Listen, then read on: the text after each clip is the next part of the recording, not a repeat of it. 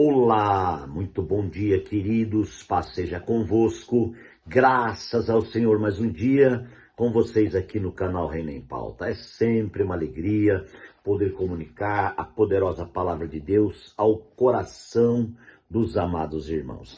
Queridos, nós estamos fazendo aqui uma série sobre o tema Não Retire a Mesa. Essa já é a mensagem de número 13, glória a Deus. E não retirar a mesa, amados, foi uma palavra rema deixada por Jesus lá no túmulo após ele ressuscitar. Aquela palavra, ela vem falando ao longo desses 2024 anos, com todos os irmãos, com toda a igreja, essa voz poderosa de Cristo vem dizendo: eu voltarei, certamente vou voltar, eis que venho sem demora, guarda o que tens para que ninguém tome a tua coroa. Gente, então é maravilhoso. E eu estou usando nessa segunda parte as igrejas do Apocalipse, as igrejas ali da Ásia, revelada através do apóstolo João. O Espírito Santo revelou a ele toma essas igrejas por base e começou então a dar uma mensagem a cada igreja. Todas as 7 igrejas têm a ver com a igreja, têm a ver com o tempo em que nós estamos vivendo, amados. E então, a última reflexão, eu falei sobre Pérgamo, né? E claro, eu não estou aqui dando um estudo completo sobre isso, mesmo porque na nossa escola nós já temos um estudo completo sobre as 7 igrejas. Mas estamos fazendo alusão a alguns pontos muito importantes concernente ao tema Não Retire a Mesa. Meus amados, então depois de Pérgamo, nós vemos aqui a palavra do Senhor, a igreja em Tiatira e também a Sardes. Tiatira e Sardes, né? Olha o que diz aqui em Tiatira. Ao anjo da igreja de Tiatira escreva. Estas são as palavras do Filho de Deus, cujos olhos são como chama de fogo e os pés como bronze reluzente. Conheço as tuas obras, seu amor, sua fé e seu serviço, e sua perseverança. Sei que você está fazendo mais agora do que no princípio. Gente, mediante os problemas e as lutas que aconteceram em Pérgamo, surgiu Tiatira, que continua passando luta, porém, aqui o Senhor faz alusão em 3 coisas muito importantes. Nunca devemos retirar a mesa da nossa esperança no que diz respeito a essas 3 coisas. Primeiro, o amor.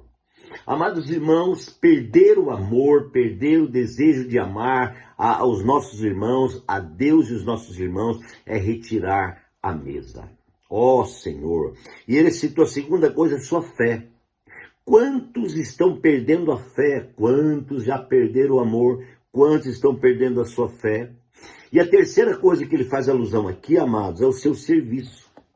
De que serviço ele está falando? Ele está falando do serviço de Deus, do serviço do reino, do serviço que Deus tem na vida da igreja. Então, muitos estão retirando a mesa no que diz respeito ao serviço. Gente, você sabia que o serviço de Deus você pode interpretar como o culto, como a fidelidade, como a presença, a comunhão. O serviço de Deus você pode colocar uma série de coisas, generalizar basicamente tudo a respeito da igreja, né? A igreja, ela tem uma vida. A igreja não é uma organização, a igreja é um organismo, e como organismo, ela funciona. Funciona em comunhão, funciona em amor, funciona em fé e funciona em trabalho. Funciona no serviço. E a própria palavra diz assim, ó, bem-aventurado são vocês quando o Senhor voltar os achar fazendo assim. Fazendo assim o quê? Fazendo o serviço do Senhor. Irmãos, um abraço que você dê, você está fazendo o serviço do Senhor. Um WhatsApp que você mande para alguém perguntando como ele está ou ela está, você está fazendo o serviço do Senhor. E aqui o Senhor faz alusão a essa parte da igreja em Tiatira. E o Senhor louva a igreja, né? Por isso ele fala, eu conheço as suas obras, conheço seu amor, a fé, o seu serviço, né? E que vocês agora estão fazendo muito mais do que no princípio. Houve um despertamento nesse quesito alguns irmãos da igreja em Tiatira, né? Aleluia. Então, queridos, que o Senhor possa estar ministrando o nosso coração através dessa série e estarmos pensando como como tem seguido a nossa vida em relação ao Senhor em todos os nossos dias. Claro que o tempo é difícil, é um tempo de grandes dificuldades, mas o Senhor tem um grande propósito, porque no meio da tribulação, o Senhor tem um caminho. No meio do vento, o Senhor tem do tempestade, o Senhor tem um caminho, né? E aqui, ele continua falando acerca de algo muito importante que eu quero falar agora. Irmãos, é com respeito que a Jezabel. Verso 20. No entanto, contra ti, porém, tenho isso. Você que tolera Jezabel. Tolerar Jezabel, irmãos, é aceitar a presença de Jezabel na nossa comunhão. Mas quem é Jezabel? Jezabel não é difícil de conhecer, irmãos. Jezabel é aquela pessoa, aquela dominadora. É aquela que domina, é aquela que causa divisão, é aquela que causa, amados irmãos, tumulto. Jezabel é aquela, amados, que quer parar a visão profética, quer mudar. Jezabel é aquela que semeia contenda, né? Jezabel, enfim, gente, é uma pessoa com dubialidade. Uma hora fala uma coisa, outra hora fala outra, né? Então ele fala assim, ó, você que tolera Jezabel, mulher que diz, profetiza, né, com seus ensinos, e induz os servos à imoralidade, e uma série de coisas que Jezabel faz. E ele fala muito sério acerca disso. Aleluia. Ele fala assim, ó, eu dei tempo para que ela se arrependesse da sua imoralidade, mas ela não quis se arrepender. Por isso, eu vou fazê-la adoecer e trarei grande sofrimento aos que têm comunhão com ela, aos que são um com ela, né? Ou cometem adultério com ela, se prostitui com ela. E assim, amados, ele fala muito forte acerca de Jezabel. Já na carta a Sardes, o Senhor fala alguma coisa muito interessante no versículo 1 a seguir. Ele fala, ao anjo da igreja em Sardes escreva, estas são as palavras daqueles que têm os 7 Espíritos de Deus e os 7 estrelas. Conheço as suas obras. Você tem fama de que está vivo, mas você está morto. Gente, aqui pega muito forte. Você tem fama de que está vivo, mas está morto. Isso aqui, irmãos, ele está falando exatamente daquela dupla personalidade. A pessoa uma hora é muito crente, eu tô crente, tem uma aparência de crente, de cristão, de servo de Deus, de serva de Deus, mas na realidade, irmãos, não é. Quando você vai perceber, você vai ver, não tem firmeza, sabe? Não fica firme, está sempre se movendo daqui para lá, de lá para cá, é uma coisa que não dá para acreditar. E hoje nós estamos vivendo esse tempo, irmãos. Isso é retirar a mesa, sabe? É não entender exatamente quem somos diante de Deus, né? É viver uma dupla personalidade, é viver, amados irmãos, realmente essa bipolaridade cristã.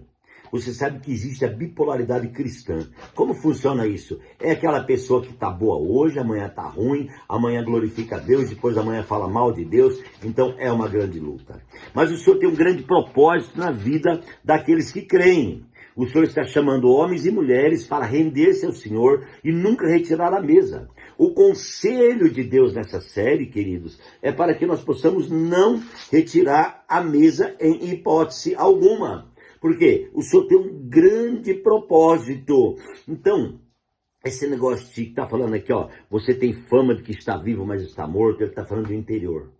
Então não adianta nada falar e não houver realidade, né? Não adianta nada isso. Deus tem um propósito de realidade. Por isso, irmãos, o reino é realidade. É ganho de realidade. A profundidade que Deus tem para todos nós é grandiosa, queridos. Então, olha o que ele está falando. Lembre, portanto, do que você recebeu e ouviu. Obedeça e arrependa. Mas se você não estiver atento, eu virei como um ladrão e você saberá que hora virei. Olha só, você nem perceberá. Você não saberá, porque o ladrão, ele não avisa a hora que vem. E o Senhor está falando que ele vai fazer isso àqueles amados que estão realmente com aparência de vivo, mas está morto. Agora, o versículo 4, para encerrar, é muito forte. Ele fala, no entanto, vocês têm aí... deixa eu ver aqui. O versículo anterior, ele fala assim, ó, mas se você não estiver atento, virei como ladrão, você não saberá que hora virei. No entanto, você aí tem algum de um pouco de irmãos que não contaminaram suas vestes. Eles andarão comigo vestidos de branco, pois são dignos. O vencedor será igualmente vestido de branco, e jamais apagarei o seu nome do livro da vida. Amados, é muito interessante isso daqui. Tem aí no meio de vocês um pouco de gente que são vencedores. Ele está falando de um tempo, amados, muito interessante, em que os vencedores receberão e ouvirão a voz do Senhor naquele dia. Somente os vencedores ouvirão a voz do Senhor no dia do seu arrebatamento. Você sabe disso? Que no dia do arrebatamento só vai saber quem vai ser arrebatado? O arrebatamento dos vencedores é assim. O Senhor virá, irmão, silenciosamente, e aqueles que vão ser arrebatados subirão. É 5 virgens prudentes de Mateus 25, né? Aleluia! Então, amados, precisamos ouvir a voz do Senhor. Ouvir o que Deus está falando, entender o que Deus está falando, compreender largura, altura e profundidade daquilo que o Senhor está falando. Neste momento, eu quero que você ore comigo e pensa nessa grande questão, amados irmãos, de não retirar a mesa, porque o Senhor volta. Pai, obrigado por esse momento, sustenta as nossas vidas e opere abundantemente, pois nós clamamos a Ti, ó Deus, e pedimos que o Senhor abençoe os Teus filhos, para a honra, a glória e o louvor do Senhor. Amém. Que Deus abençoe você, um grande abraço e até amanhã.